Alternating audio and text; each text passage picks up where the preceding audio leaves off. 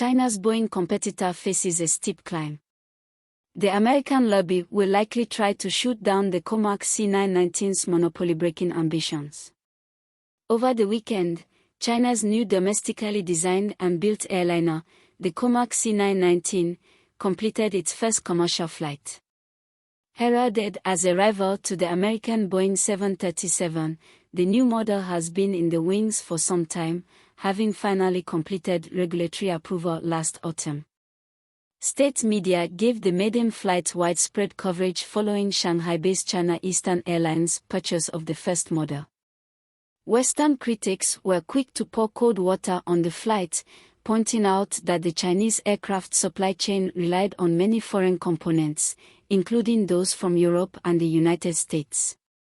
Despite this, it remains a highly significant achievement for China to have assembled its own domestic, commercially competitive aircraft, which, even with potential supply problems, poses a long-term challenge to Boeing. However, this does not mean it is going to be an easy ride for the new contender. Even before China became an issue, the US has long had zero tolerance for overseas aviation competitors, since it is compromised by the influence of the military-industrial lobby, of which Boeing is a part.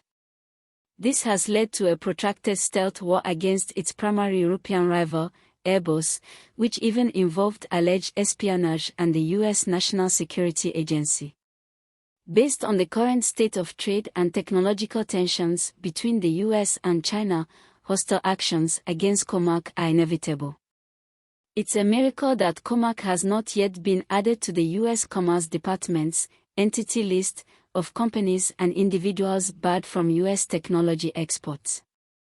In early 2021, the Trump administration already added it to a blacklist which brands it as a Chinese military-linked company, purportedly to restrict investment in it. Despite this, the firm has not been given the Huawei treatment, which is unusual given that every Chinese company which makes strides in strategic technologies, or are capable of undermining America's monopolies, are often targeted with such measures. The consistency of this type of behavior indicates that a response is likely a matter of when and not if. Comac's reliance on certain American components leaves it vulnerable, and the product could stall. Therefore, the company is in a race against time to localize its supply chain and move away from US vendors, which can be cut off at any time, especially as tensions rise. In the current environment, Chinese companies should assume that the imposition of restrictions is inevitable, as such designations are rarely made in good faith. Beijing should also assume that the US may readily force third-party countries to adopt its restrictions as they have done in the past and continue to do.